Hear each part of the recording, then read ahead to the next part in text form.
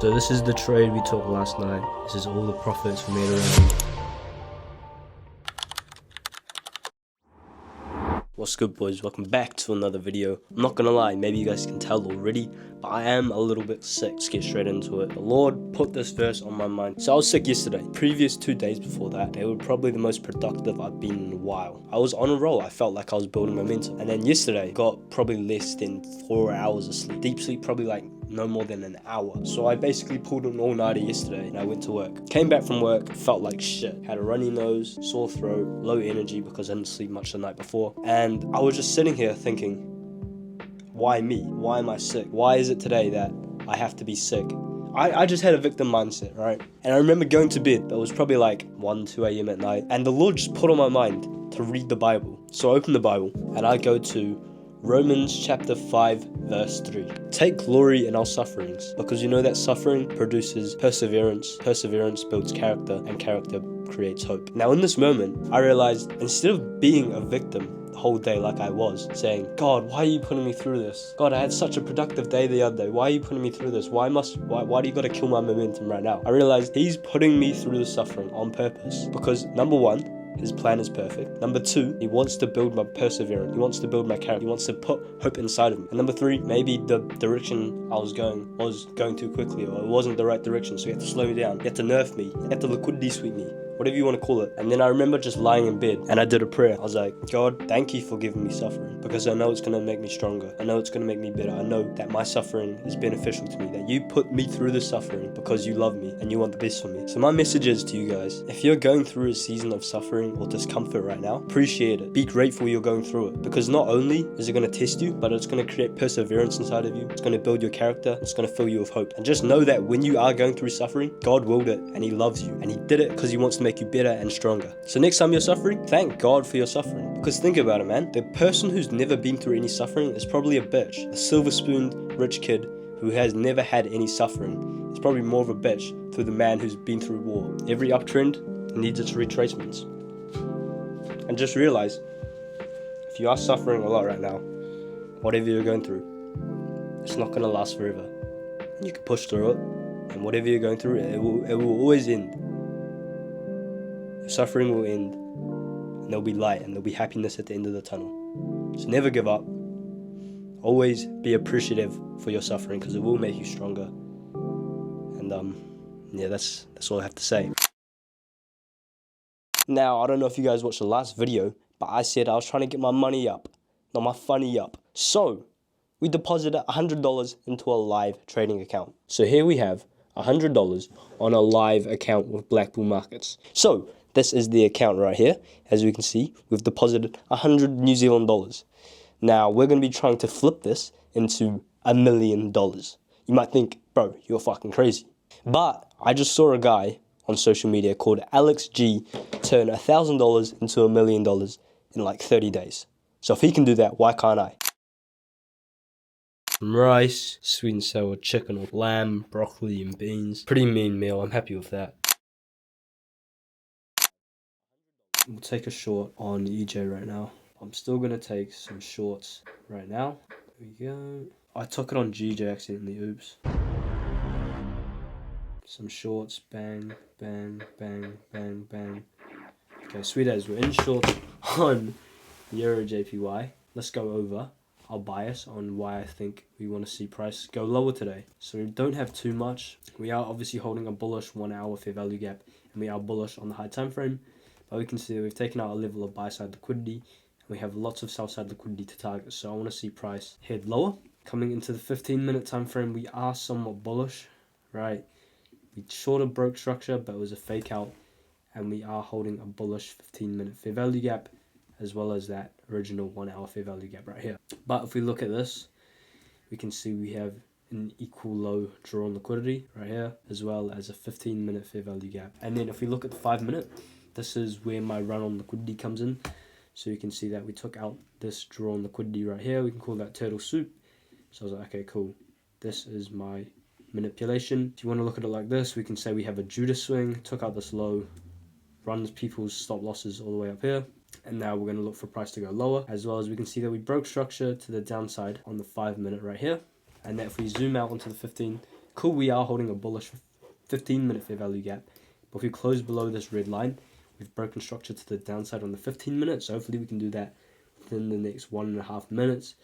As well as, yeah, we had this 5-minute fair value gap that got filled. Yeah, my shift in structure was this 5-minute break. Something that I'm starting to use more, or like use as confluence. After price takes a run on liquidity, you can look at it like a trend line almost. Like you can see if a trend line gets broken through. We can see one gets broken through really nicely right here.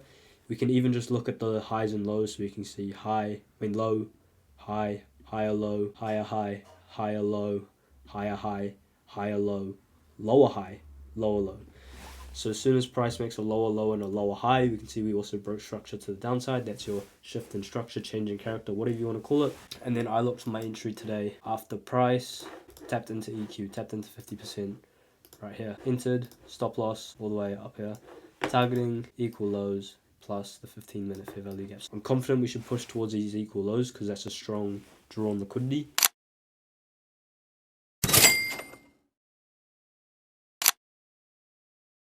I'm eating lunch right now, but we're about to get a haircut, so let's get it. Yo, so it's been a few days later now, and we just got another Dominos paycheck, so that's another $290 added to the net worth. But obviously, we have had a few expenses, which have diminished the net worth a bit. So we got $60 for a haircut, $95 for gas, $58 on Uber Eats. It's actually a problem. $88 on groceries, and then $10 on that new gym membership. That brings our net worth down to $375. Boys, look at this view. New Zealand's actually so beautiful. But anyways, we just finished work. It's like 1:30 right now. Going on a little walk. And now we got some stuff to do when we get back. I've got a steak to cook, as well as we got to go over a trade I took last night on the live account. We changed the leverage from 100 to 500, so it's worth way more now. We made like $30. Also, boys, I'm hoping you guys are appreciating the consistent content. Been uploading for like 3 weeks in a row now. All glory to God for giving me and putting me in a position where I can do this. But today I want to talk about why I stopped posting, or why I took that break. So if you guys have been watching since the start of the series, you'll notice that I got funded. I managed to get funded, and I was fuck that fucking I fucking hate bugs, bro. Anyways, but once I basically blew the funded account, once I nearly lost all the profits, that fucked my mind up. That put me in a bad mental state. I just wasn't in the right mental state to be making videos for you guys like this right now, because I was down bad over that money. So that fucked up my motivation. That fucked up my desire to want to do anything for a while. I remember I went back to some old bad habits, like social media, porn, junk food. Like I wasn't living a life of self-control and discipline. Rather, I was just doing what I felt like doing. Took a little while to recover from that big financial loss. I remember the payout literally would have been more than a week's worth of me working at Dominos. More than 2 times what I make, more than 4 times what I make at Dominos. But yeah, that shit fucked me up for a little bit. But anyways, boys, been trying to focus more on my mental health, trying to focus more on practicing self-control and doing what I'm supposed to do. But yeah, we're definitely in a better mental state, and I'm gonna keep trying to post these, and hopefully we can document the process of me getting funded. There's some people behind me having like a party right now. We can focus on the document of me getting funded, focus on getting a payout, focus on continuing to grow and become a better person and a better trader every single day. And hopefully you guys can come along on that journey with me, and we can all grow together. And boom, that's a steak right there. We got garlic powder, onion powder, salt, pepper. Gonna cook her in the cast iron for 2 minutes, flip it, another 2 minutes, then butter base. The pan's just heating up right now, boys. I don't know if you guys can see this, but there's always these little drops of like oil that fall down onto the pan, and I don't know how to get rid of it. I've tried wiping it and everything, but I'm not too sure. I don't know if there's some broken stuff. It does, whatever. Regardless, we need to fix that problem. If you know anything about getting oil off there, please let me know down in the comments.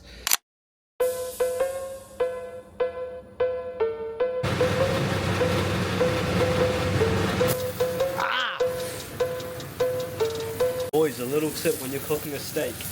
When you cook both sides, and you're about to like give it a little butter base, what you want to do before you obviously turn it down, before you give it a butter base, because it's way too hot, you give the sides a little bit of a sear and then let the pan cool down, otherwise you're going to burn the butter. So you give this side a little sear. Look at that. Look at that. That is fucking beautiful.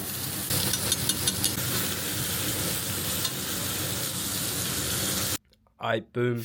This is breakfast. We got steak and then leftover chips and vegetables with some sauce from last night. Let's cut into this and see how it looks. That feels so tender. Perfect, medium, rare. Look at all the juices flowing out. Look at that. Bosh! Alright boys, so this is the trade we took last night. Ended up hitting all TPs, as you can see. This is all the profits we made, around $32 profit last night.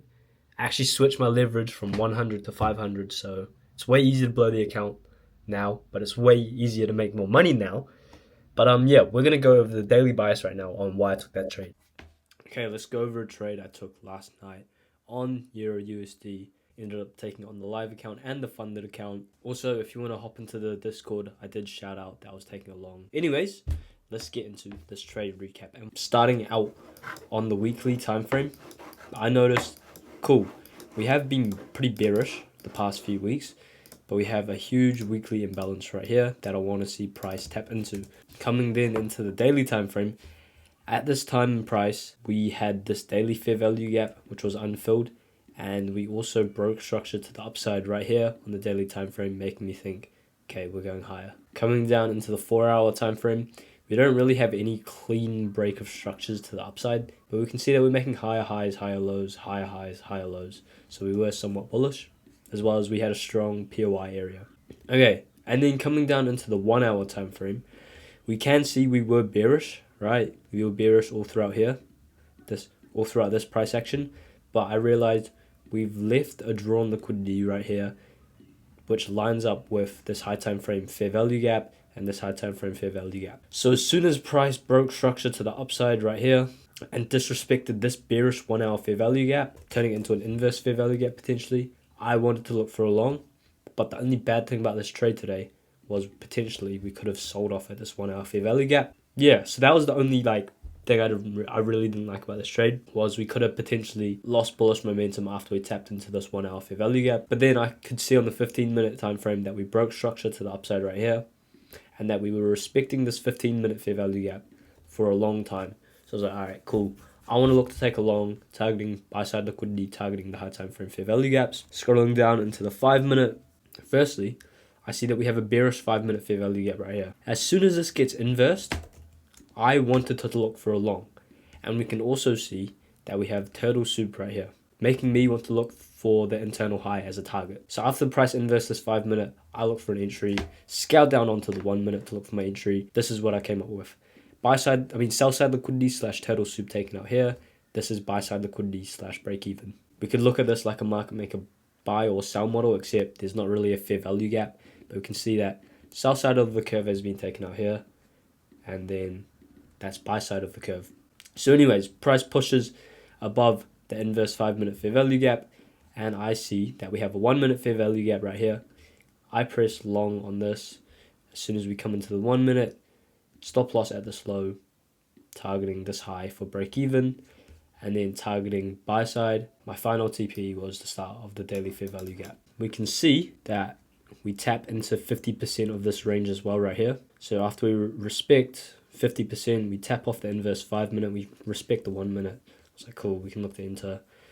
And then price consolidated for a little bit before running all of my TPs. On the live account, we only made, on the funded account, we made 1%, risking 0.5%, so I'm happy with that. And then on the live account, we made $30 or so. That is the end of the video. If you guys liked it, make sure to leave a like and subscribe. I'm actually editing it right now. But yeah, I appreciate every single one of you who have been watching this until the end. Let's get it. Peace out, boys.